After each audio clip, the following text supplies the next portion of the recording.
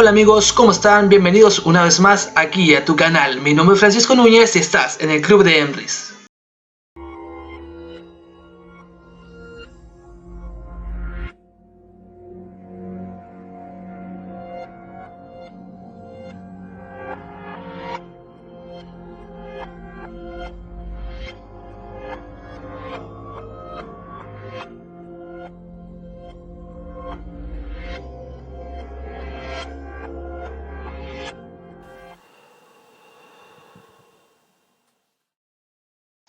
El día de hoy hablaremos acerca de Salem y justamente el inicio de la cacería de brujas. En enero de 1692 se inició en la localidad norteamericana de Salem uno de los juicios por brujería más conocidos de la historia. La denuncia se hizo cuando dos niñas, Betty y Abigail, de 9 y 11 años de edad cada una, comenzaron a sufrir convulsiones y espasmos. Entre sollozos afirmaron haber sido embrujadas por mujeres de la localidad que de noche creaban dobles de sí mismas, lo que hoy podríamos llamar una proyección astral.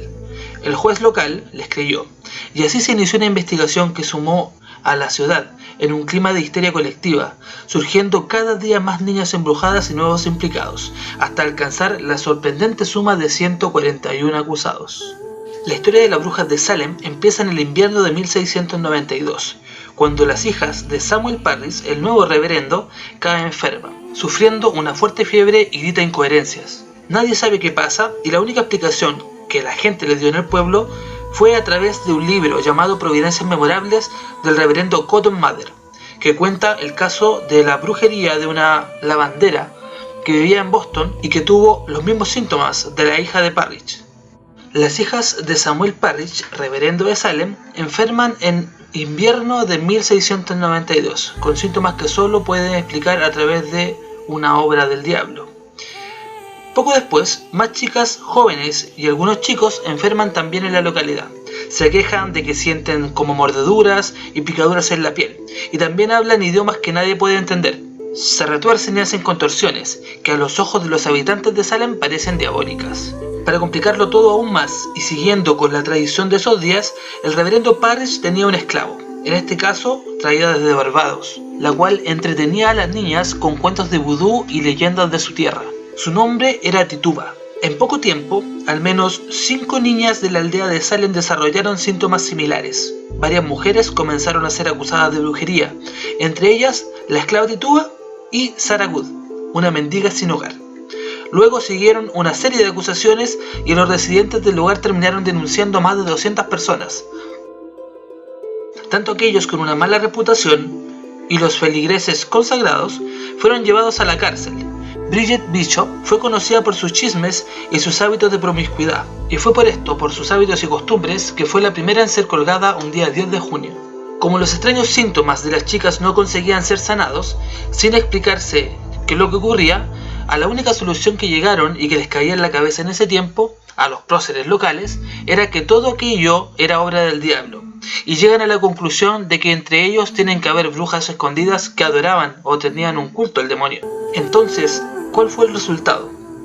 Entre junio y septiembre de 1692, 14 mujeres, con edades que llevan desde los 5 hasta los 80 años, más 5 hombres y 2 perros, fueron encontrados culpables de brujería y ahorcados por ella. La colonia se sumó en la histeria y la paranoia, con familiares delatando a sus propias esposas, madres e hijas, y cientos de personas fueron acusadas sin pruebas reales de ser servidoras del diablo. Los puritanos llevaban con ellos no solo su fe absoluta y total en el Dios cristiano, sino la creencia medieval de que cualquier fenómeno natural inexplicable era un castigo divino. Finalmente llegó el otoño. Todo aquel revuelo cesó.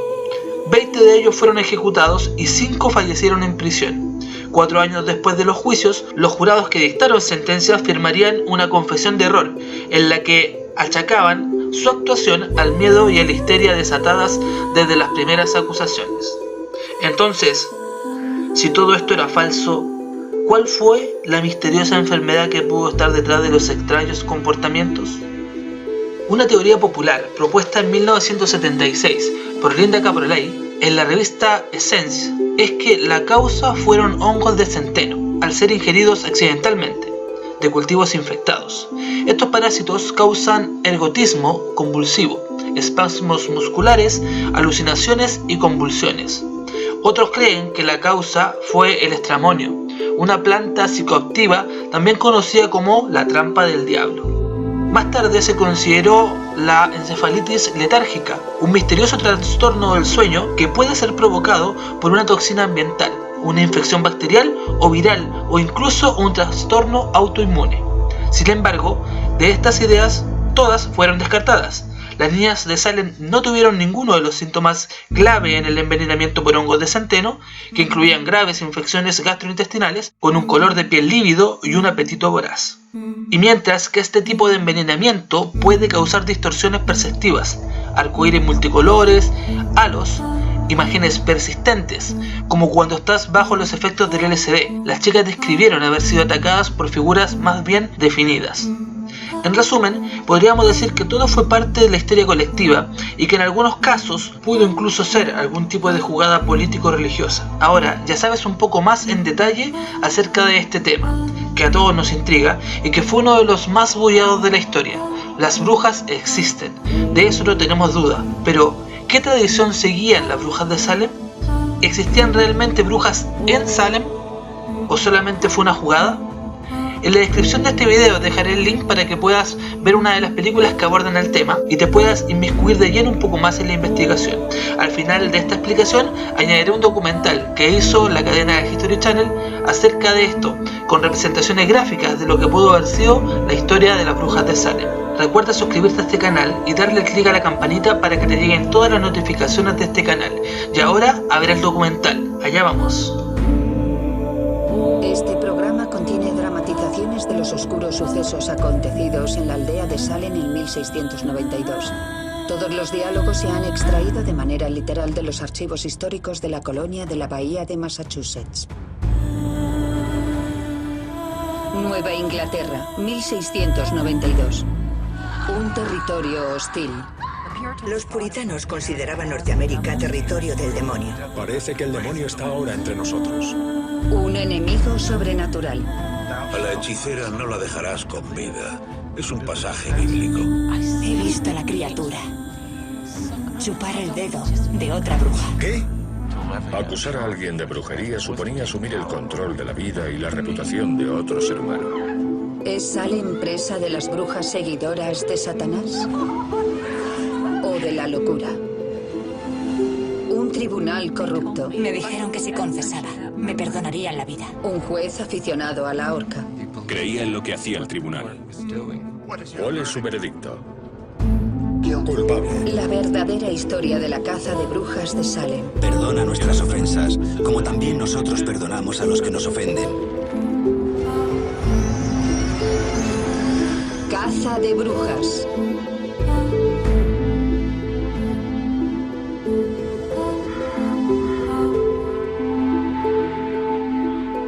El demonio llevaba durante muchos años tratando de destruir de muchas maneras el reino de nuestro Señor Jesús en esta tierra. Bruja. Pero ahora nos enfrentamos a algo mucho mayor.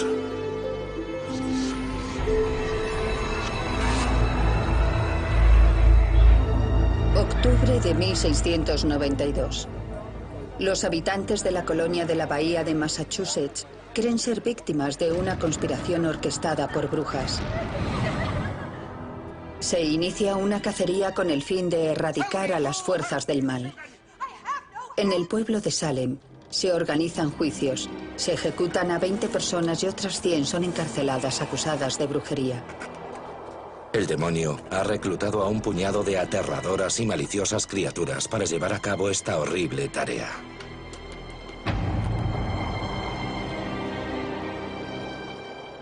A sus 29 años, Cotton Mather ha sido requerido por el gobernador de la colonia para que deje constancia escrita de la crisis. Este relato de nuestra desgracia incluirá los hechos confesados por las brujas y el sufrimiento de otras personas.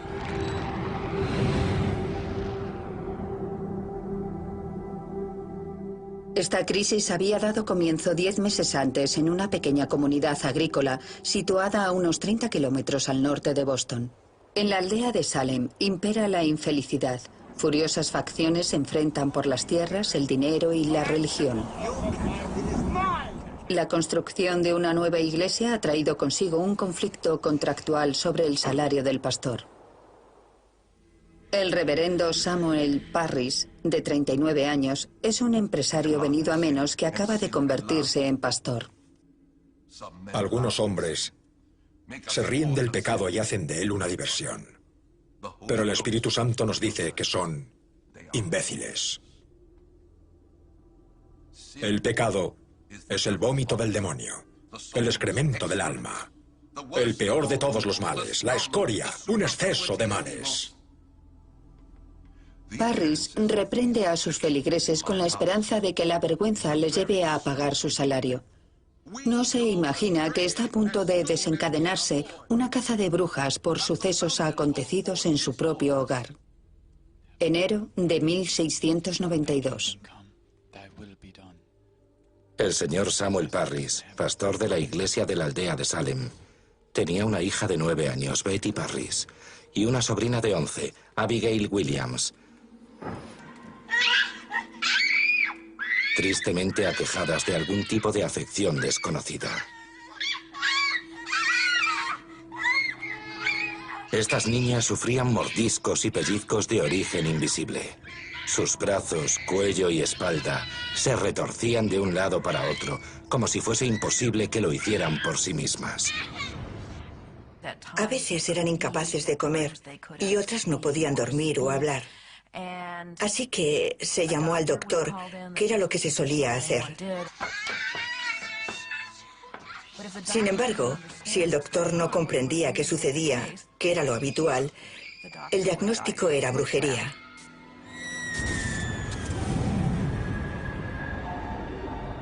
La brujería es una realidad aceptada en la Nueva Inglaterra del siglo XVII. El mundo invisible, lleno de maliciosos espectros y brujas malévolas, es tan real para la mayoría de los puritanos como las rocas y los árboles. Las brujas eran unos seres repugnantes que deambulaban por ahí echando maldiciones y haciendo el mal. Si no me das lo que te pido, echo una maldición sobre tu ganado. Y puede que dentro de 2 semanas tu novilla esté muerta. Es una creencia omnipresente en aquella época. Venía recogida por el marco jurídico del derecho consuetudinario. Era un delito y también un pecado. El delito de brujería estaba penado con la muerte. Cotton Mather había escrito un libro de gran éxito sobre embrujos 3 años antes, el cual incluía el relato de 4 niños llamados Goodwin, quienes, según Mather, eran torturados por brujas invisibles. Los niños Goodwin acusaron a una mujer conocida como Goody Glover de ser la persona que los había embrujado. Goody Glover fue llevada a juicio. La mujer parecía ser irlandesa y afirmó hablar únicamente gaélico. Intentaron que recitara el Padre Nuestro. Cotton Mather afirma en su libro que, a pesar de las veces que se lo repitieron, no fue capaz de recitarlo con exactitud, lo que él consideraba indicio de que era una bruja. En aquella época se pensaba que las brujas no podían recitar con exactitud el Padre Nuestro. Goody Glover fue ahorcada en Boston el 16 de noviembre de 1688, acusada de brujería. La brujería tiene sus orígenes en la magia popular. Desde tiempos prehistóricos ha habido quien ha creído que los hechizos podían mejorar la fertilidad de cosechas y animales, combatir enfermedades, mostrar el futuro o castigar a los enemigos. Uno de los primeros dioses paganos era mitad humano, mitad cabra. Los primeros cristianos añadieron las alas de un ángel caído para convertirlo en su imagen de Satanás. Este demonio de pezuñas partidas necesitaba criados que lo sirvieran, así que reclutó a brujas, aunque también a algunos brujos, a los que pedía que vendieran su alma eterna a cambio de placeres sexuales o favores terrenales. Este trato quedaba documentado en su libro, donde la bruja dejaba una marca con su sangre. En la última década del siglo XV, las iglesias y los gobiernos controlados por iglesias iniciaron en Europa una campaña organizada para destruir todo resquicio de paganismo. Se calcula que durante los siguientes 150 años, 50.000 personas murieron en la hoguera o en la horca. Sin embargo, para 1610, lo peor de las cazas de brujas europeas ya ha pasado. El mundo se adentra en una nueva era de gobiernos seculares y ciencia. Son tiempos de grandes cambios y no todo el mundo se muestra feliz al respecto, mucho menos los seguidores de un movimiento religioso extremadamente conservador, el puritanismo. Los puritanos fundaron la colonia de la Bahía de Massachusetts en 1628. La llamaron su ciudad resplandeciente sobre la colina, un asentamiento fronterizo gobernado bajo unos estrictos principios religiosos. El puritanismo era un movimiento religioso surgido en Inglaterra a principios del siglo XVII. Su objetivo era purificar la iglesia inglesa de los últimos resquicios del catolicismo. Esta purificación requería una interpretación muy estricta de la Biblia. La Biblia, tan crucial para el pensamiento puritano, es muy clara respecto al asunto de la brujería. A la hechicera no la dejarás con vida. Es un pasaje bíblico. Según la creencia, las brujas pueden enviar una forma invisible o espectro para atormentar a alguien sin ser vistas.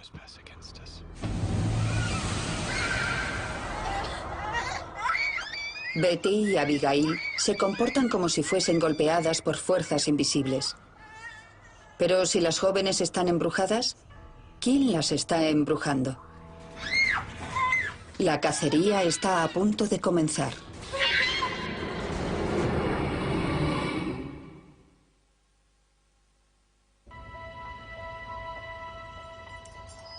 Enero de 1692.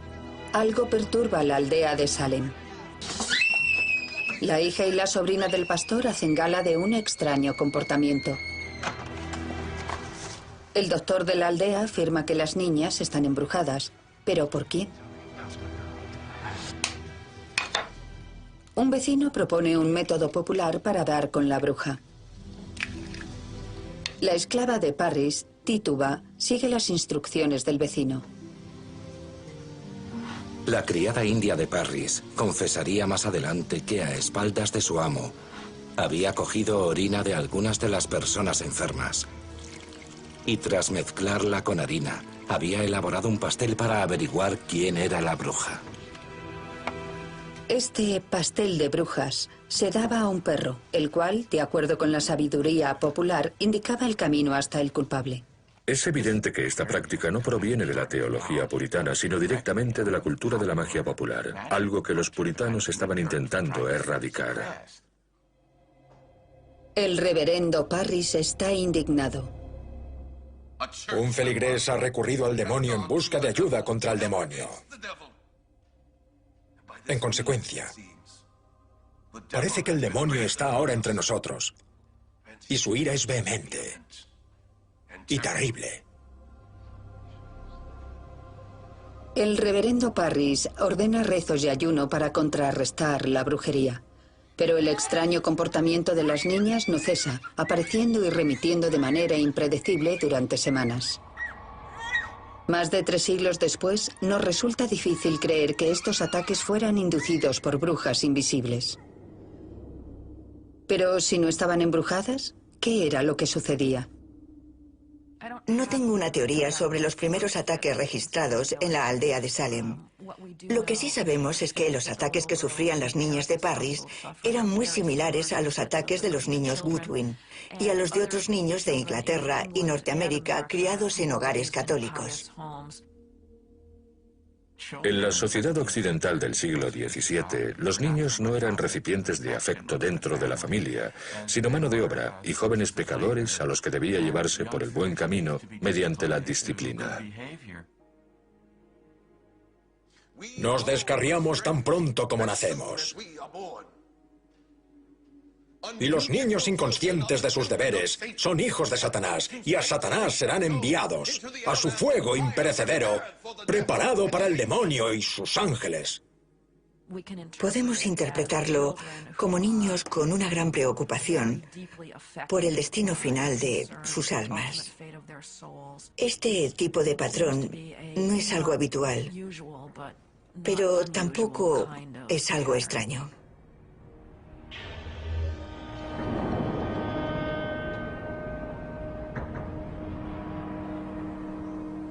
Sin embargo, no todo el mundo está de acuerdo con esta explicación. Hay quien cree que el causante de los ataques de las niñas es un veneno. Hay una teoría según la cual el envenenamiento registrado en Salem se debe básicamente a centeno contaminado, el cual provocaba alucinaciones y todo tipo de síntomas físicos. El cornezuelo es un tipo de hongo que crece en el centeno. Se sabe que las personas que consumen pan con este hongo experimentan disfunciones nerviosas. Los afectados se retuercen de dolor. En algunos casos, este dolor viene acompañado de alucinaciones. De hecho, el LSD es un derivado del cornezuelo. Sin embargo, la teoría del envenenamiento por cornezuelo ha sido rebatida por científicos, entre otros. Algunos de ellos deberían haber muerto por esta causa. Y el hecho de que en un momento dado se comporten con total normalidad, o al menos tengan un aspecto físico completamente normal, sin síntoma alguno, y al poco tiempo comiencen a tener ataques, no concuerda con los síntomas del ergotismo convulsivo. Las niñas enfermas de Salem sufren los ataques al unísono, en momentos convenientes, como cuando acude gente a verlas. Este hecho ha llevado a muchos a creer que simplemente los fingían. Pero si las chicas están haciendo teatro, se trata de un juego mortal, ya que ellas mismas podrían ser acusadas de brujería y morir en la horca. Es posible imaginar que, con tan solo un giro de los acontecimientos, las acusaciones de brujería se volvieran en contra de las propias niñas. Si no les preguntaban quién era el culpable, y ellas comenzaban a dar nombres de la aldea, ellas mismas podrían haber sido consideradas sospechosas. Presionadas por el reverendo Parris para que identifiquen a la bruja cuyo espectro las está atacando, Betty Parris y Abigail Williams señalan a una cabeza de turco obvia, Tituba. Los documentos la describen a ella y a su marido como esclavos indios originarios de Barbados. Ella tiene la piel oscura, al igual que los enemigos mortales de los puritanos, los Wabanakis. A medida que la colonia puritana originaria se extendía hacia el norte, los ingleses comenzaron a invadir territorio Wabanaki. Por supuesto, en Norteamérica encontraron indígenas, a quienes consideraban adoradores del demonio. También pensaban que los indígenas americanos no tenían realmente derecho a las tierras, porque no las cultivaban. Y, por lo tanto, cualquiera era libre de apoderarse de ellas. Sin embargo, para los indios, los puritanos son intrusos. Para empeorar las cosas, cuando un grupo de Wabanakis acude a un poblado para comerciar, la milicia los captura y los vende como esclavos. Eran en su mayoría mujeres y niños, como cabría esperar. Esto encolerizó a los Wabanakis. Estaban furiosos por la traición que había llevado a la captura de tantos miembros de su pueblo. A partir de 1675, las tribus Wabanakis comienzan a lanzar una serie de ataques contra los ingleses. 16 años antes de la caza de brujas de Salem, en la frontera de Maine. Buenas noches, Mercy. Buenas noches. Esta niña, Mercy Louise, desempeñará un papel fundamental en los juicios a brujas de Salem. A los 3 años de edad vive en el pueblo de Falmouth, Maine.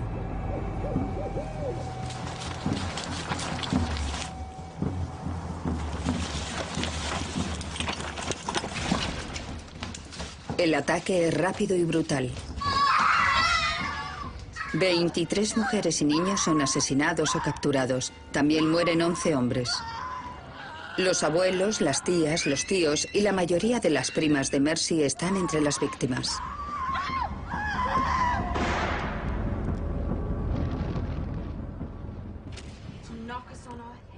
Años después de sobrevivir a esta masacre perpetrada por los indios en Maine, Mercy Louise tiene 18 años y vive trabajando como criada en la aldea de Salem. Algunos de mis familiares lucharon por su vida. Uno de ellos salió corriendo y le dispararon. Él suplicó por su vida, pero le golpearon en la cabeza y le abrieron las entrañas.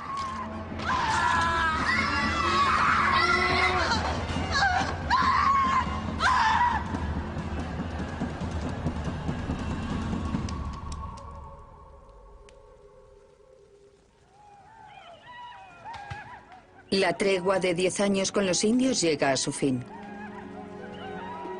Las noticias son desalentadoras. El pueblo de York, en Maine, está en llamas y hay 50 muertos. Los Wabanakis han apresado a 100 personas. En enero de 1692, debía de hacer mucho frío en la aldea de Salem cuando llegaron las noticias de York sobre la incursión india. York no estaba muy lejos, por lo que debían de estar aterrorizados. Poco después de escuchar las noticias de los nuevos ataques indios, Mercy Louise comienza a sufrir ataques al igual que Betty y Abigail. Pronto se les une más gente. Mercy Louise trabaja para la familia Putnam. Ann Putnam, hija, de 12 años, la madre de Ann, de 30, y la prima de Ann, Mary Walcott, de 17, comienzan a actuar como si estuvieran embrujadas. Y este mal parece extenderse. La aldea de Salem es una comunidad muy pequeña en la que todas las afectadas debían de conocerse muy bien. Había niñas pequeñas, adolescentes, veinteañeras y algunas mujeres casadas que también estaban afectadas.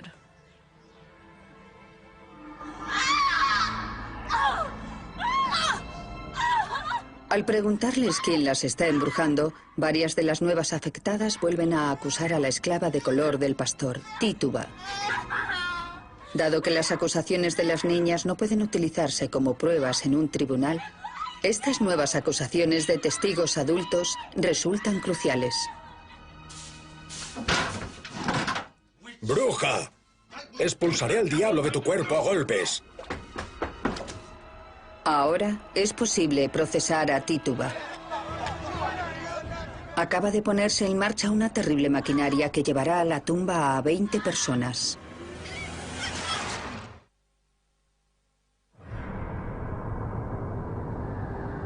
Marzo, aldea de Salem. 7 niñas y mujeres parecen poseídas por horrorosos ataques. Afirman estar embrujadas y señalan a la esclava india del reverendo Parris, Tituba, como la responsable. Se presentan quejas formales que convierten estas delirantes acusaciones en un proceso legal. Un proceso que se desarrolló en el salón de juntas de la aldea de Salem hace más de 210 años. En la aldea de Salem, a principios de marzo de 1692, los campos estaban congelados y no había nadie trabajando fuera, así que el lugar debía de estar repleto de gente. 2 magistrados del cercano pueblo de Salem, John Hawthorne y Jonathan Corwin, vienen a la aldea de Salem para dirigir un examen preliminar y comprobar si el juicio está justificado. Se pide a los acusadores que señalen a la bruja que los atormenta. Lo que acontece a continuación quedó registrado para la historia en las transcripciones oficiales.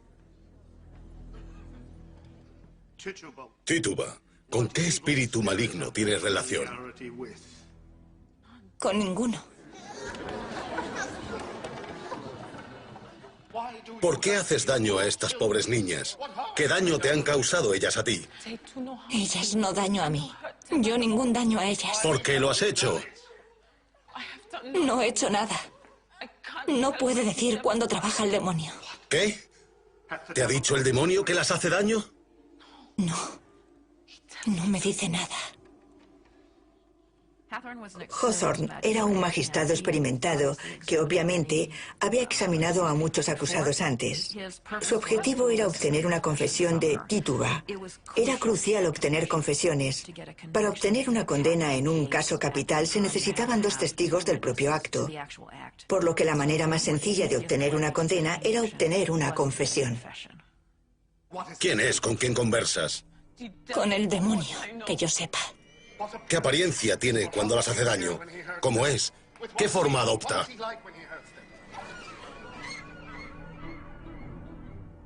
Tituba es una persona cuya vida ha sido la de una esclava. Ya la han golpeado antes y puede que piense que esta vez la golpeen aún más. De ahí que cuente lo que cuenta. Ayer, yo estar en el cobertizo y ver una cosa, como un hombre, que me dijo que le sirviera.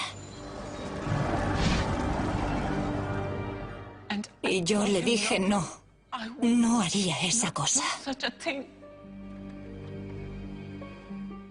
¿Con qué ropaje se te apareció? A veces, ropas negras. Es un hombre alto, de pelo oscuro, creo. ¿En qué otras formas, además de hombre, se te aparece? A veces como un puerco. A veces como un gran perro negro. ¿Qué ha dicho? ¿Un perro negro? ¿Qué? La morbosa imaginería de Tituba parece hechizar a las niñas enfermas. A veces como un puerco. A veces como un gran perro negro.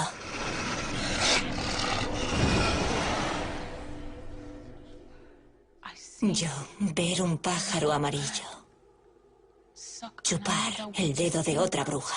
Yo ver un pájaro amarillo. Chupar el dedo de otra bruja.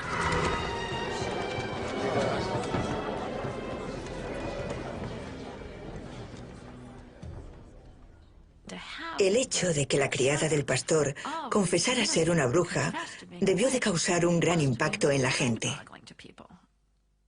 Lo realmente importante desde un punto de vista jurídico es que Tituba ha proporcionado una confesión.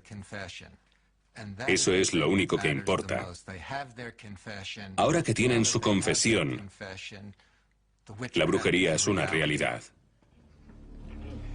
Pero Tituba no solo se limita a confesar, también ofrece los nombres de sus compañeras brujas. ¿A quién más has visto? 4 mujeres han hecho algunas veces daño a las niñas. ¿Quiénes son?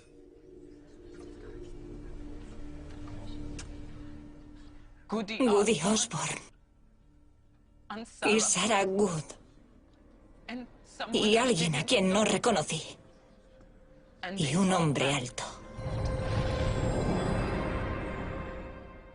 Una de las cosas interesantes que dijo Tituba es que había visto el libro del diablo con todas estas otras firmas, por lo que los miembros de la comunidad comprendieron que tenían que buscar más brujas.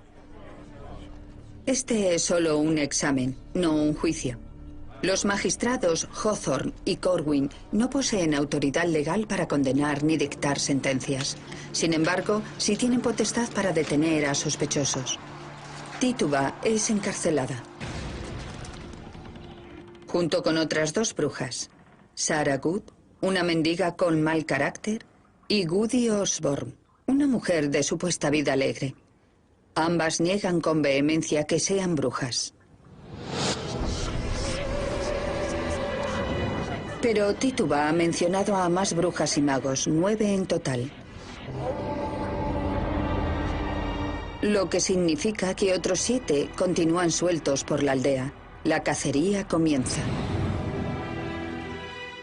Martha Corey, de unos 60 años de edad, es una respetable feligresa casada con Giles Corey, un próspero granjero, aunque algo discutidor e inculto. Las 3 primeras mujeres acusadas eran, de un modo u otro, marginadas de la aldea.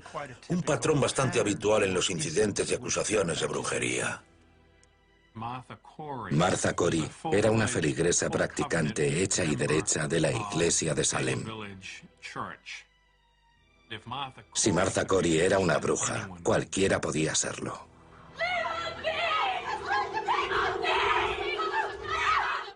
Ann Putnam-Nija y Mercy Lewis afirman que el espectro de Martha Corey las atormenta.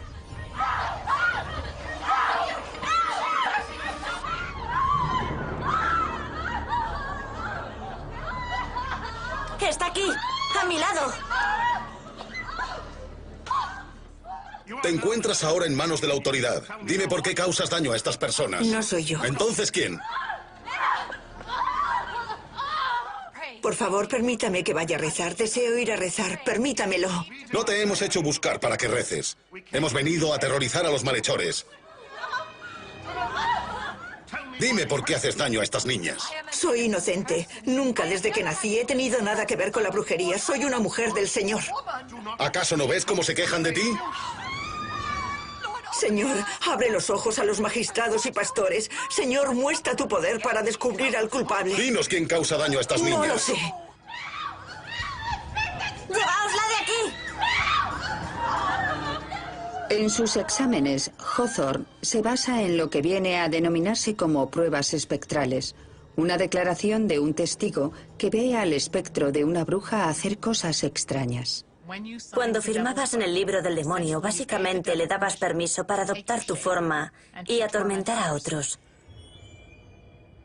Esa forma invisible se consideraba un espectro. ¡Mirad! Hay un hombre susurrándole al oído.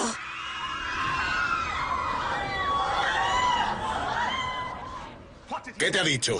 No debemos creer lo que dicen estas niñas. ¿No puedes trastornadas. decirme qué te ha susurrado ese hombre? Yo no he visto a nadie. ¿No le has escuchado? No. Si deseas obtener la misericordia de Dios, deberás hacerlo como Él manda, mediante la confesión. ¿Acaso no has oído las acusaciones de estas niñas enfermas? Te ordeno que dejes de morderte el labio. Mira lo que haces a estas niñas. ¿Qué mal puede haber en ello? No puedo abrir las manos. Detente, Goody Corey, nos duele. Detenedla.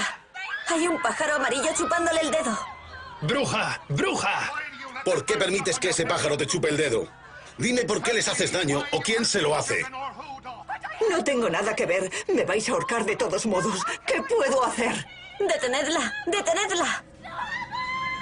Cuanto más protesta, mayor es el enredo en el que se ve envuelta. No hay modo de salir de esta locura.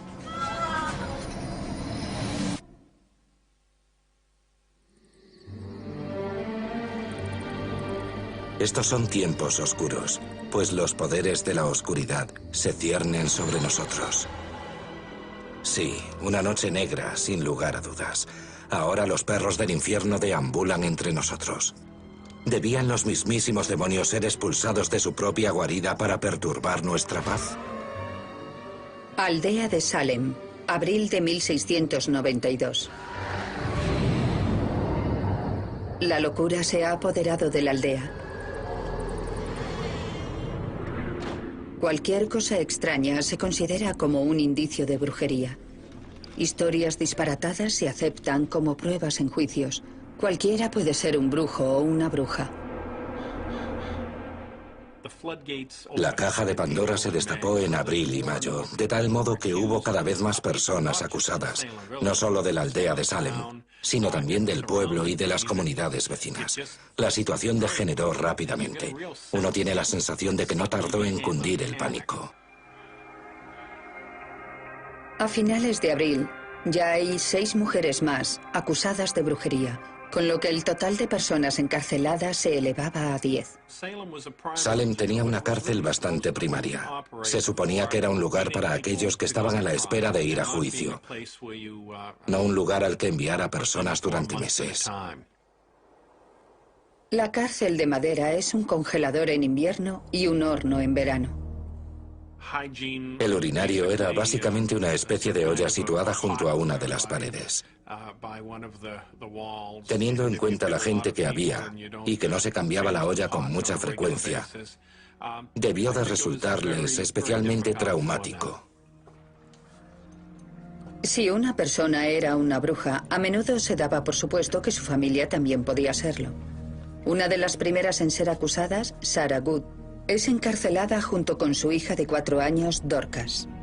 Tras 8 meses en estas condiciones, la pequeña acabaría perdiendo la cabeza. Cualquier persona acusada de brujería es culpable hasta que se demuestre lo contrario. Aún no se ha condenado a nadie, pero sus vidas ya se han arruinado. Acusar a alguien de brujería suponía en realidad asumir el control de la vida y la reputación de otro ser humano de la aldea. Las acusadas de brujería eran interrogadas mientras estaban encarceladas. También se las desnudaba para que los investigadores pudieran hallar reveladoras marcas de las llamadas tetillas de bruja. La creencia era que el diablo se comunicaba con sus brujas a través de animales que vivían en sus casas. Pequeñas criaturas como ratones o pájaros que a veces chupaban una tetilla de la bruja y dejaban una marca. Por si fuera poco, las acusadas debían pagarse su propia habitación y comida mientras estaban en prisión. Si querías comida o bebida, el carcelero te las daba, pero tenías que pagar por ello. Y si querías buena paja o ropa de cama limpia cada semana, también tenías que pagar por ello. La caza de brujas reportaba grandes cantidades de dinero y gran parte de dicho dinero iba a parar al sheriff George Corwin, sobrino de uno de los magistrados. El sheriff Corwin era familiar del magistrado Corwin y de otras personas presentes durante los juicios. Hay algo incestuoso en todo esto. No es posible que las autoridades no fuesen conscientes de lo que hacía el sheriff Corwin. Resulta inverosímil. El sheriff George Corwin confisca muchas de las propiedades de las acusadas de brujería. A medida que arrestaban y se llevaban a algunos de los acusados, Corwin acudía a sus casas y se apropiaba de sus pertenencias. No tenía derecho alguno a hacerlo, pero Corwin se llevaba todo lo que podía. Puede que los Corwin fomentaran la caza de brujas para llenar sus propios bolsillos. Quizás otros utilizaran las acusaciones de brujería para saldar cuentas pendientes. En la aldea de Salem no escaseaban las viejas rencillas. Los habitantes de la Nueva Inglaterra del siglo XVII eran muy aficionados a llevarse entre sí a los tribunales y a demandarse, y creo que existe una motivación histórica. Algo cierto de la cultura popular inglesa es que era bastante violenta. A la gente le gustaba golpearse, había mucha violencia física, y una de las cosas que intentaron purgar en su comunidad modélica fue dicha violencia física. Así que, en lugar de pegarse entre sí, los puritanos animaban a la gente a demandarse. En la aldea de Salem, un apellido aparece como demandante en muchos de los pleitos. Putnam. Thomas Putnam, hijo, de 40 años. Thomas y su mujer Ann son devotos practicantes y fervientes seguidores del pastor Samuel Parris.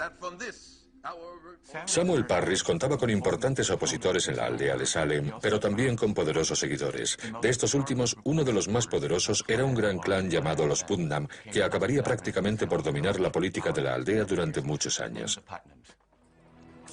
Thomas y la mayoría de los miembros del clan apoyaban la idea de que la aldea de Salem tuviera su propia iglesia. Muchos otros preferían caminar 8 kilómetros hasta la iglesia del pueblo, en lugar de pagar el doble de impuestos por tener una cerca. Durante años, este asunto dividiría a la aldea de Salem en dos furiosas facciones. Existe una clara continuidad entre las viejas líneas entre facciones y el patrón del comienzo de las acusaciones de brujería en 1692. Se trata de una sorprendente correlación. Thomas Putnam y las mujeres de su familia, su hija, su mujer, su sobrina y su criada Mercy Louise, son responsables de 181 acusaciones de brujería. El hermano de Thomas, Edward, participa en 13 casos. El cuñado de Thomas, Jonathan Walcott, en otras 7 cacerías de brujas. Aquellos que han perjudicado en algún momento al clan Putnam son denunciados acusados de brujería, como George Burroughs. El reverendo George Burroughs, de 42 años de edad, es un ingenioso licenciado de Harvard con 3 matrimonios a sus espaldas que ocupó el puesto de Samuel Parris como pastor de la aldea 10 años antes, de 1680 a 1683. El periodo de ministerio de George Burroughs en la aldea fue muy convulso. Los aldeanos comenzaron a retener su salario, que era la táctica habitual cuando se enemistaban con sus pastores. Eso significaba a su vez que Burroughs no podía pagar sus propias deudas. Burroughs había tomado prestado dinero de un Putnam. Cuando no pudo devolverlo, Burroughs fue arrestado. Sin embargo, durante el juicio alegó con éxito que no podía pagar las deudas hasta que el pueblo le pagara su salario. Aunque la deuda quedó finalmente saldada, los Putnam nunca olvidaron esta humillación ante el tribunal. Cuando comenzó la caza de brujas en 1692, Burroughs trabajaba como pastor en los remotos asentamientos fronterizos de Maine. Había sobrevivido a los brutales ataques indios que habían matado a muchos de los familiares de Mercy Louise, pero no consiguió sobrevivir a los vengativos Putnam de la aldea de Salem. En la tarde del 20 de abril de 1692, Anne Putnam, hija, afirma que el espectro invisible de George Burroughs viene y habla con ella. Declaró que Burroughs le había confesado no solo que era el líder de las brujas y que había matado a sus 2 primeras esposas, sino también que había matado a la esposa y a la hija de su predecesor. Y, lo que es más importante, que había embrujado a los soldados que combatían contra los indios en la frontera de Maine.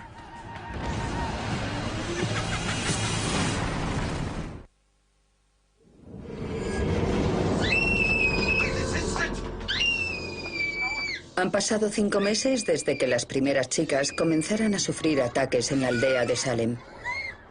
Ahora, en mayo de 1692, la cacería de las brujas que provocan los ataques está a punto de convertirse en una crisis que se extenderá a toda la colonia de la bahía de Massachusetts. ¿Ha bautizado a sus hijos? George Burroughs ha sido traído hasta la aldea de Salem desde Maine. Durante el interrogatorio preliminar, el reverendo Burroughs hace gala de una actitud insolentemente relajada hacia el ritual religioso. ¿Cuándo participó por última vez en la Eucaristía? Hace tanto que no podría decirlo. ¿No puede recordar la última vez que asistió a una ceremonia dominical? Estuve en una reunión en Boston, parte de un domingo, y en otra en Charlestown.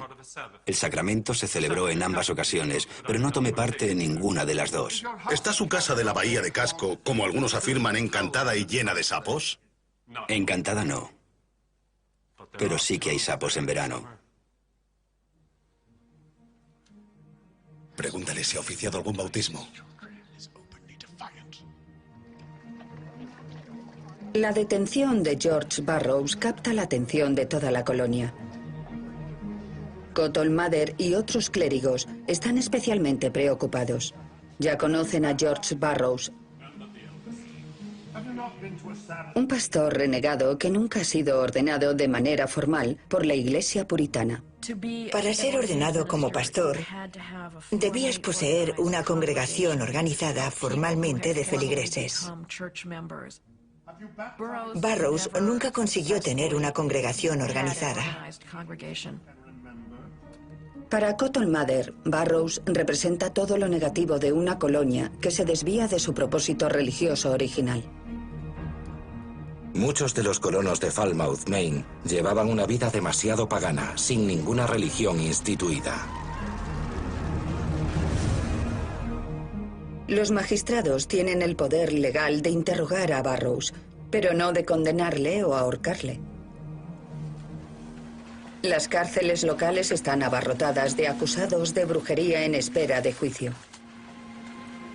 El 27 de mayo, el gobernador ordena que se convoque un tribunal especial en el pueblo de Salem. El jurado estará compuesto por hombres de todo el condado y el tribunal por distinguidos jueces. Ninguno de los jueces contaba con formación en materia jurídica. Unos eran comerciantes y otros líderes de la colonia. El presidente del tribunal, William Stoughton, es también lugarteniente del gobernador de la colonia. Es un puritano con fama de estricto y dogmático. Este tribunal especial se diferenciaba de los tribunales actuales en que el acusado no tenía derecho a un abogado. No había abogados de la defensa en el derecho inglés del siglo XVII. Las acusadas de brujería deben defenderse por sí mismas, una tarea compleja al hacer frente a las pruebas espectrales. El primer caso visto por el tribunal oficial es el de Bridget Bishop, de unos 50 años de edad. 12 años antes ya había sido juzgada por brujería y declarada inocente. Pero esta vez, las reglas parecen ser diferentes. Uno de los testigos contra Bridget Bishop era un hombre de 32 años llamado John Lauder, que afirmaba que unos años antes, Bridget Bishop había entrado sigilosamente de noche en su cuarto. A altas horas de la madrugada sentí un fuerte peso sobre el pecho y al despertarme pude ver, iluminada por la luz de la luna, a Bridget Bishop o a alguien con su mismo aspecto sentada en mi estómago.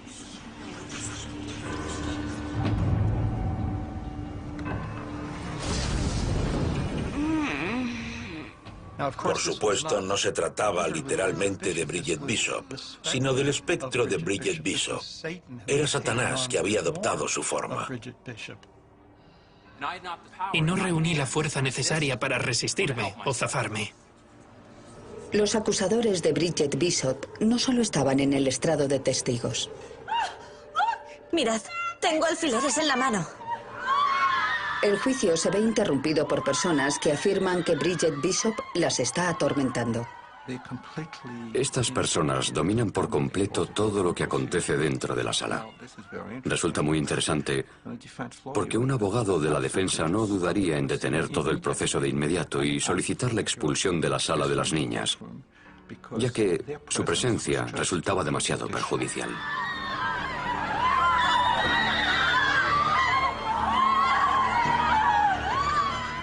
Pero en 1692 no hay abogados defensores que puedan protestar. Sus dolencias son necesarias como pruebas para ahorcar a las brujas. O bien alguien le clavó los alfileres, o bien se los clavó ella misma. No puedo pensar en otra alternativa, así que sospecho que se trata de un fraude. Los alfileres son un fraude, pero eso no significa que debamos desechar todo lo demás por ser un fraude. En psiquiatría, si alguien hace algo de manera involuntaria, no se trata realmente de fraude. Hoy en día, los psicólogos saben que existen casos de fraude involuntario, comportamientos estrambóticos y deshonestos más allá del control de cualquier persona. En aquellos tiempos se consideraba brujería. En el siglo XXI se denomina trastorno psicógeno masivo. Diferentes etiquetas, mismo comportamiento. Atrapadas en una ola de hipocondría masiva, las enfermas de Salem comienzan a imitar los síntomas que ven en las demás. Estas chicas se dejaron llevar. Existía esta idea de destacar por encima de las demás, por lo que la dolencia se extendió y todas querían ser el centro de atención. ¿Cuál es su veredicto? Nosotros, el jurado, hallamos a la acusada culpable. Culpable, ha sido culpable.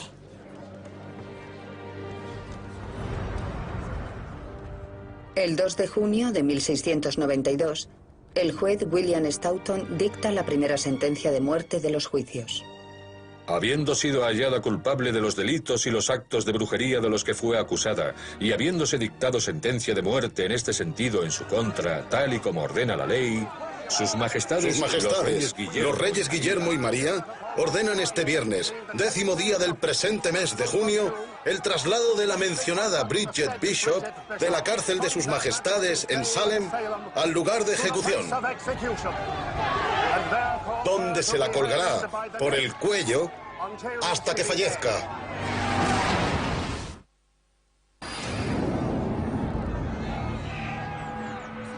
El 10 de junio de 1692, Bridget Bishop se convierte en la primera bruja ahorcada en la aldea de Salem.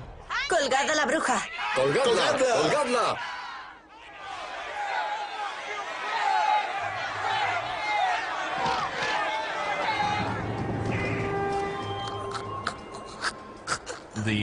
Al quitarle la escalera, la condenada se balancea de un aro a otro, por lo que no se le rompe el cuello, sino que muere ahogada lentamente en función del peso.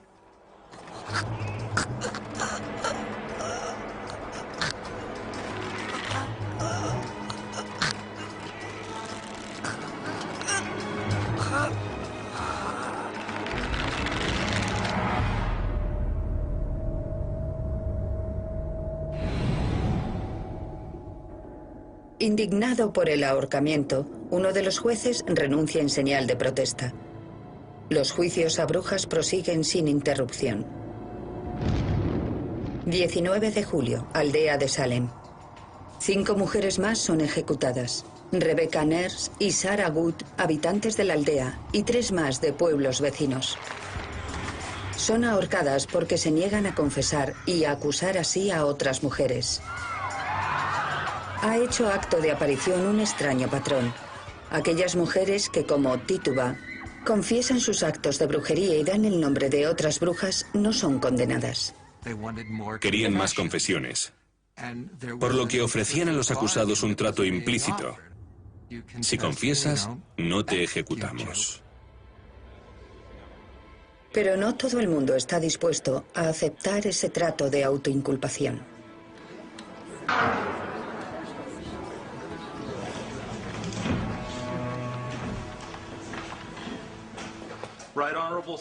Distinguidas señorías, traigo ante ustedes al acusado de brujería, el pastor George Burroughs. En la causa contra George Burroughs contamos con una descripción bastante detallada que Cotton Mather incluyó en Maravillas del Mundo Invisible.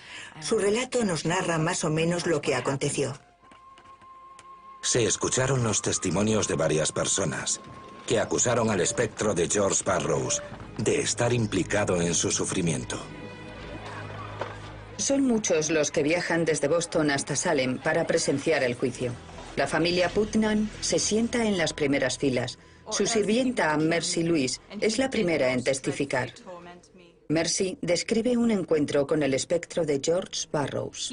Me dijo que el demonio era su sirviente y me torturó de la manera más atroz, como si quisiera sacudirme hasta hacerme pedazos. Me amenazó con matarme si no escribía en su libro. De niña, Mercy Louise había presenciado un ataque indio en Falmouth, Maine. Un ataque en el que murieron muchos de sus familiares cercanos. Más tarde trabajó como sirvienta del reverendo Burroughs. El reverendo es descrito como una persona de piel oscura. Muchos se preguntan cómo pudo escapar indemne, no a una, sino a varias incursiones indias. Abigail Williams lo llama el pequeño pastor negro, como un indio. Este es uno de los comentarios que Cotton Mather realiza en su informe. Esto es, que varios de los aquejados y otras personas ven al demonio en la forma de un indio. La prodigiosa guerra librada por los espíritus del mundo invisible contra las gentes de Nueva Inglaterra el año 1692 podría tener su origen en los indios, cuyos jefes tienen fama de haber conversado con demonios.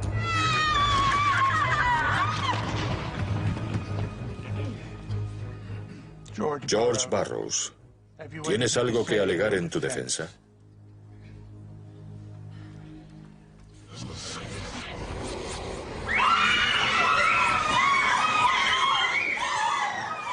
¡Basta! ¡Basta! Es un espectro.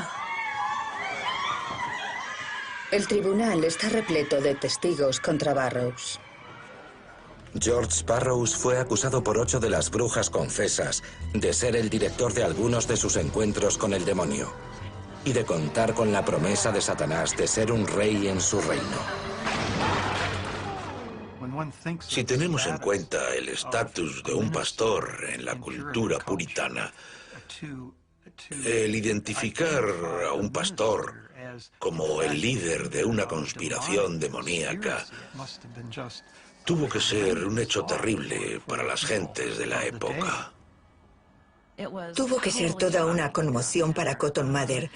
Tuvo que resultarle prácticamente increíble. Burroughs proclama su inocencia. Incluso va un paso más allá. Osa desafiar la mera existencia de espectros malignos. Mantengo que no existen, ni han existido brujas que hayan firmado un pacto con el diablo y puedan enviar a un demonio para atormentar a otras personas desde la distancia. El abierto desafío de Burroughs a la teología puritana es blasfemo. Nosotros, el jurado, hallamos al acusado culpable. Culpable, culpable, culpable. 19 de agosto, día de la ejecución de George Burroughs. El pastor Cotton Mather realiza el largo viaje desde Boston para presenciar el ahorcamiento.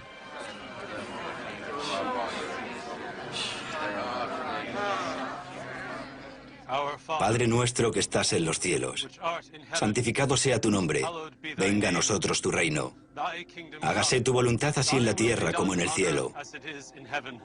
Con la soga alrededor del cuello, Burroughs comienza a recitar el Padre Nuestro. El propio Cotton Mather ha escrito que esto es algo que las brujas no son capaces de hacer. El pan nuestro de cada día, dánosle hoy. Y perdona nuestras ofensas, así como nosotros perdonamos a los que nos ofenden. No nos dejes caer en la tentación y líbranos del mal.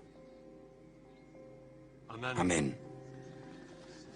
Imagine el aplomo necesario para, estando literalmente frente a la muerte, recordar el Padre Nuestro. Yo no creo que hubiese sido capaz en esas circunstancias. Y los registros indican que la multitud prácticamente avanzó en tropel para evitar el ahorcamiento. Ha recitado el Padre Nuestro.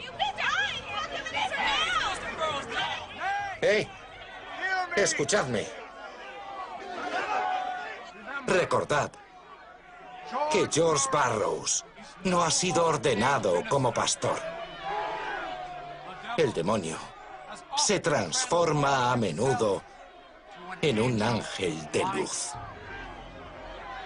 Cotton Mather, que había venido desde Boston para presenciar el acontecimiento, silenció a la muchedumbre y les garantizó que este hombre era culpable de las acusaciones vertidas contra él. El ahorcamiento era justo. Y así es como se desarrollaron los acontecimientos.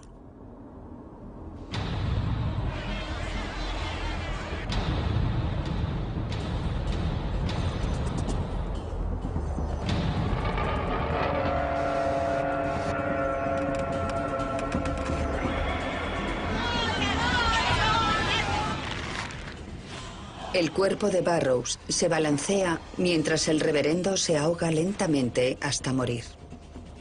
La aprobación pública del ahorcamiento realizada por Cotton Mather tendrá consecuencias mortales. Sirve de anuncio del capítulo más sangriento de la caza de brujas, las ejecuciones de septiembre.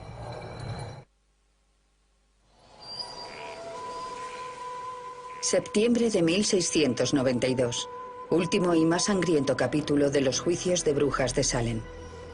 Para finales de mes, 9 personas más habrán muerto ahorcadas o de manera más brutal.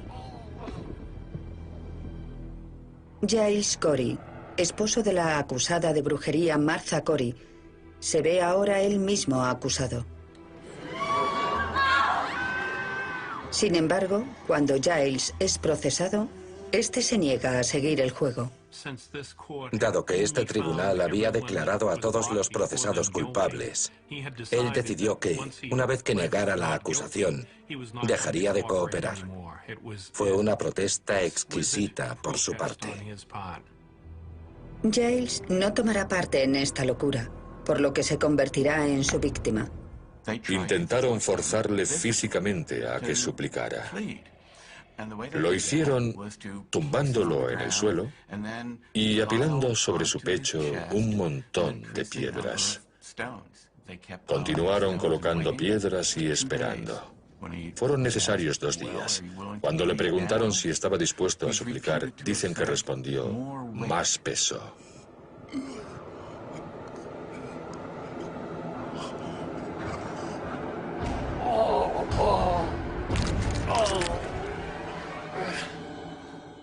Acabó muriendo.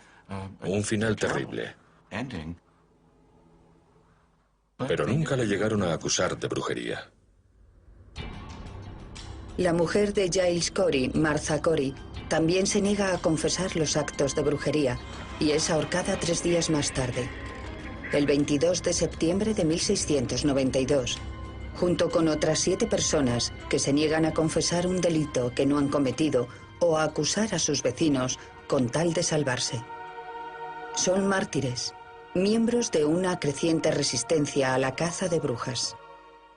Había gente que llevaba esperando mucho tiempo para intervenir abiertamente y demandar el cese de los juicios. Esta gente tuvo que aguardar el momento oportuno, porque si actuaban antes de tiempo, se exponían a ser ellos mismos acusados y ejecutados. Sin embargo, creo que para mediados de septiembre habían alcanzado el punto de ahora o nunca. A medida que más y más gente comenzó a plantear dudas acerca del tribunal, el debate adquirió más y más fuerza, especialmente en Boston. Un adinerado comerciante de Boston, Thomas Brattle, es uno de los que comienzan a criticar abiertamente los métodos del juez. Con respecto al hecho de que confiesen actos de brujería, he de indicar que a menudo se contradicen. Incluso los propios jueces les han descubierto mintiendo categóricamente. Sin embargo, en esos casos, los jueces justifican a los confesores afirmando que el diablo les roba la memoria. Algunos confesores que han señalado a otros como brujas a cambio de su propia vida comienzan a tener remordimientos.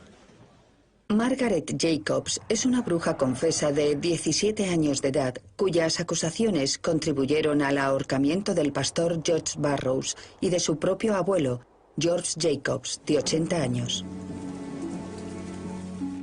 El día posterior a la ejecución de su abuelo, Margaret Jacobs dicta una carta a los jueces. Lo que dije en contra de mi abuelo y del señor Burroughs era absolutamente falso. Me dijeron que si no confesaba, me encerrarían en una mazmorra y me ahorcarían. Pero que si confesaba, me perdonarían la vida. Se sentía responsable de lo ocurrido y pensaba que preferiría morir a seguir con ese juego de fingir al que se dedicaba el resto. Margaret Jacobs no es la única en retractarse de su confesión. Pronto los jueces no tienen otra opción. Comienzan a juzgar incluso a aquellos que han cooperado. Como es lógico, la gente deja de confesar. Las acusaciones disparatadas cesan. El mismísimo padre de Cotton Mather, Increase Mather, redacta una poderosa súplica al tribunal. La idea central del documento era emitir advertencias sobre los peligros de las acusaciones deshonestas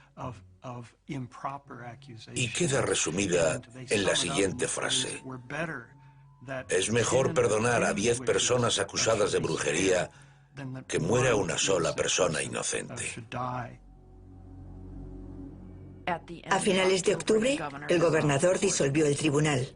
Cuando se reanudaron los juicios en tribunales ordinarios, las pruebas espectrales ya no estaban permitidas.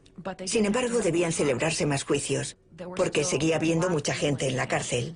Estas personas no podían ser liberadas sin más, sino que tenían que ser procesadas. De hecho, se condenó a 3 personas más, pero el gobernador las indultó. Cuando el juez Stoughton, que había presidido los juicios de brujas de Salem, se entera de que el gobernador ha indultado a las últimas 3 brujas, monta en cólera. El reino de Satanás ha conseguido avanzar. Que el Señor se apiade de este país. William Stoughton era un auténtico creyente. Creía en lo que hacía el tribunal y en lo que él mismo hacía. Él era así. Pasarían otros 3 meses antes de que fueran liberadas las 49 personas restantes acusadas de brujería. 3 ya habían muerto en prisión mientras aguardaban su libertad. La puesta en libertad de Margaret Jacobs se retrasa porque no tiene dinero para abonar la tasa de prisiones. Tituba había sido la primera persona acusada. 1 año después de su detención es puesta en libertad y entregada a un nuevo amo, ya que el reverendo Samuel Parris se niega a pagar los gastos penitenciarios. 1697.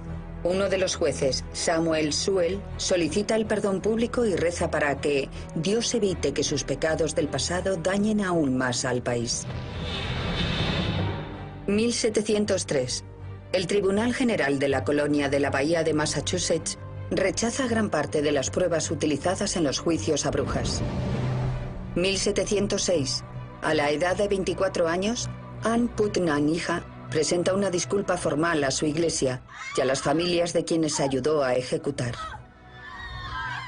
No lo hice movida por la ira, la malicia o el rencor hacia persona alguna, sino por pura ignorancia, engañada por Satanás.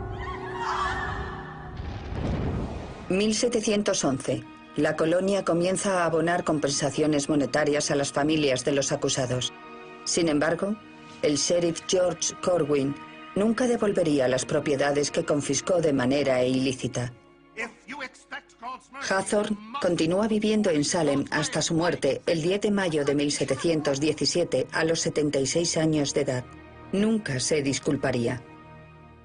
Después de 1692 ya no se celebraron más juicios por brujería. La gente no dejó de creer en las brujas de la noche a la mañana, pero el sistema jurídico dejó de ocuparse de las acusaciones de brujería. El sistema jurídico ya no estaba dispuesto a involucrarse en las creencias populares de personas que pensaban que sus vecinas eran brujas.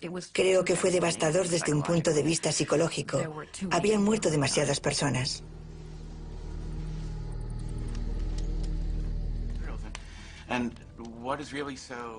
Más de 3 siglos después, en el hogar de una de las víctimas de la caza de brujas, un grupo de historiadores debaten acerca de la importancia del suceso. Por supuesto, esto tuvo lugar justo antes de iniciarse la revolución científica y la ilustración, en el sentido de que un mundo en el que la gente está rodeada de espíritus invisibles es un mundo anterior a esta época. Cierto, pero incluso en nuestro mundo ilustrado hay mucha gente que tiene experiencias con ovnis. Creo que esta teoría del progreso no es del todo lineal. Cabe suponer que ahora estaríamos mejor informados. Supongo que, de algún modo, si hubiésemos estado allí, lo habríamos detenido de inmediato. Habríamos acabado con todo eso. Habríamos sabido que no había espectros. Les habríamos dicho cómo gestionarlo y habría funcionado. Y sin embargo queda bastante claro que, en aquella época, hombres de inteligencia y buena voluntad fueron llevados al engaño. Fue a todas luces una secuencia de sucesos aterradora y a su vez muy difícil de interpretar y pasar por alto. Si pudiésemos avanzar algo más en este sentido. En el periodo que siguió a la caza de brujas, Cotton Mather lamentó la pérdida de vidas inocentes. Pero ¿quién era el culpable? ¿Satanás o los propios puritanos? No llevamos todos, las víctimas por un lado y los acusados por el otro, las cosas hasta tales extremos de pasión, que el diablo fue bendecido como un cómodo hogar entre nosotros? Cabe la posibilidad de que nuestra ira haya influido no en poca medida a que el demonio se haya instalado entre nosotros.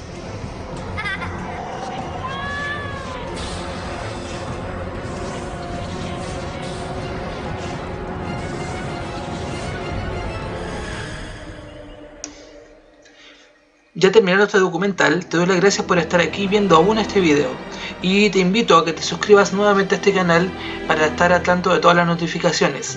Deja en la casilla de los comentarios cuál sería el próximo tema que te gustaría que investigáramos.